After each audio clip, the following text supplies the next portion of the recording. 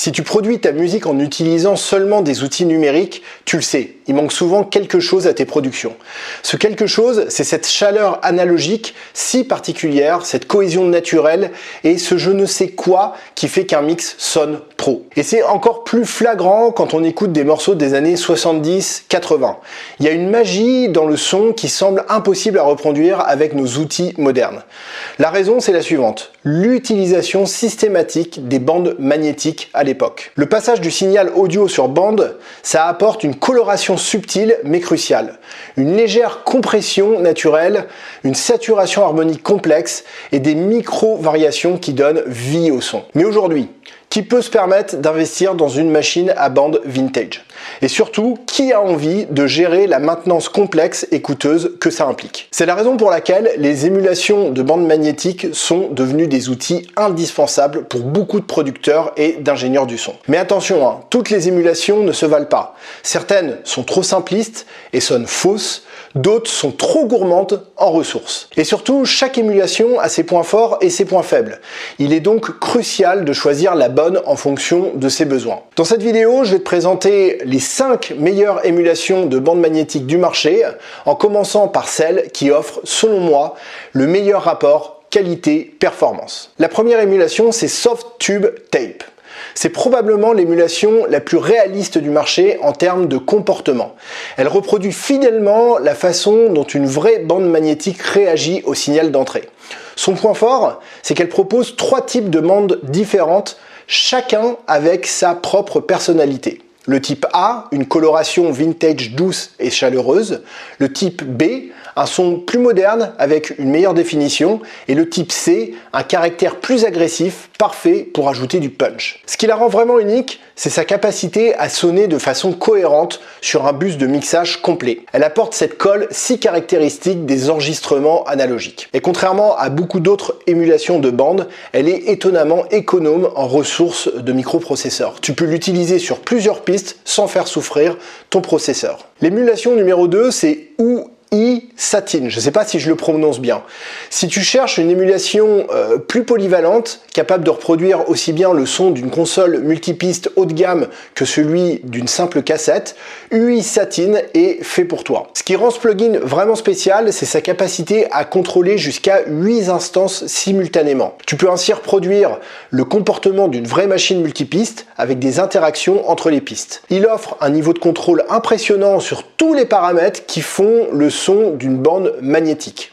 Le souffle caractéristique, le bias qui influence la distorsion, le wow et flutter pour ses micro-variations de vitesse si musicale, l'azimut pour jouer sur la phase, la saturation pour aller du subtil à l'extrême. Tu peux choisir entre des émulations de bandes vintage pour un son plus chaleureux et caractériel et des bandes modernes pour plus de transparence et de définition. Un bonus non négligeable pour cette émulation-là, elle inclut des effets de délai stéréo et de flanger basés sur la bande. C'est parfait pour des effets créatifs. Son point faible par contre, c'est que cette émulation, elle est assez gourmande en CPU, surtout si tu l'utilises sur plusieurs instances. Donc prévois une machine puissante si tu veux en profiter pleinement. La troisième émulation, c'est le Waves J37. Donc si tu cherches le son légendaire des Beatles et de Pink Floyd, voici l'émulation qu'il te faut. C'est développé en collaboration avec les studios Abbey Road et elle reproduit fidèlement le son de leur célèbre machine Studer J37. Ce qui la rend vraiment unique, ce sont ces 3 formules de bandes EMI des années 80, chacune avec sa propre signature sonore. Il y a la formule 811 pour un son vintage chaleureux, il y a la formule 815 pour plus de présence et de définition, et il y a la formule 888 pour un caractère plus moderne et polyvalent. L'une des fonctionnalités les plus intéressantes, c'est la possibilité de choisir entre différentes vitesses de bande. Par exemple, tu peux avancer à 15 pouces par seconde pour une meilleure réponse dans les aigus, et puis tu peux également avancer à 7,5 pouces par seconde pour plus de chaleur et de saturation dans les médiums. Les contrôles de wow et de flutter, de bias et de souffle te permettent de doser précisément la qualité d'artefact analogique que tu souhaites ajouter à ton signal. Et cerise sur le gâteau, elle intègre un excellent délai à bande qui reproduit fidèlement le son des échos à bande de l'époque, et ça c'est parfait pour faire des effets psychédéliques psychédélique si caractéristique des années 60. Par contre, il y a un point faible, l'interface elle est assez complexe pour les débutants et elle consomme pas mal de ressources CPU, mais la qualité sonore en vaut largement la peine. Quatrième émulation, Universal Audio Studer A800.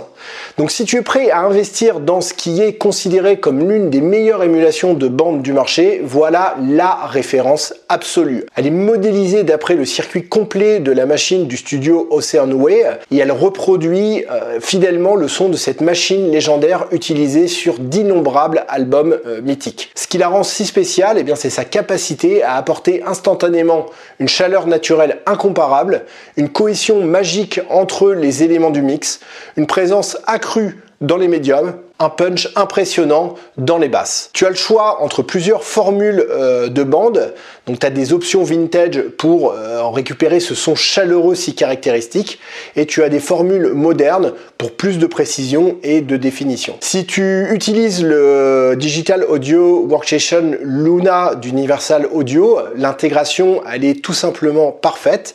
Tu peux l'utiliser comme une vraie machine à bande avec le monitoring en temps réel. Son principal point faible par contre, c'est le bruit de fond qui est assez présent sur la plupart des presets, mais d'un autre côté, en fait, c'est ce qui contribue à son réalisme. Enfin, cinquième émulation, c'est KLOOM Audio Tape Cassette 2. Donc là, on va parler d'une approche qui est totalement différente. Au lieu d'émuler les machines professionnelles, ce plugin, il se concentre sur la reproduction fidèle du son si particulier des cassettes audio de l'époque. Son algorithme de saturation dynamique avec hystérésis est vraiment ultra impressionnant.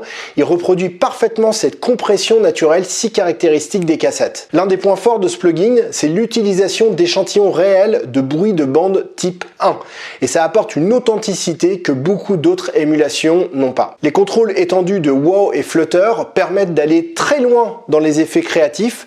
Tu peux obtenir ces sons lo-fi si populaires actuellement ou simplement ajouter une touche de caractère vintage à tes productions. Son point faible par contre, c'est le nombre limité de presets, mais d'un autre côté en fait, ça t'encourage à explorer et à créer tes propres sons. Alors la question, maintenant que je t'ai présenté ces 5 émulations, c'est la suivante. Quelle émulation choisir? Eh bien, si tu débutes avec les émulations de bande, je te conseille de commencer par Softube Tape. Elle est simple d'utilisation, elle est économe en ressources et elle sonne vraiment incroyablement bien. Pour ceux qui veulent plus de contrôle et de polyvalence, il y a UI Satin, c'est la deuxième. C'est un excellent choix et sa capacité à gérer plusieurs instances de façon cohérente est unique. Ensuite, si tu cherches le son des Beatles et des productions Abbey Road, le Waves J37, c'est ce qu'il te faut. C'est fait pour toi. C'est un véritable bout d'histoire de la musique en format plugin, tout simplement. Ensuite, pour les perfectionnistes qui ne jurent que par la qualité absolue, l'Universal Audio Studer A800, c'est la référence ultime.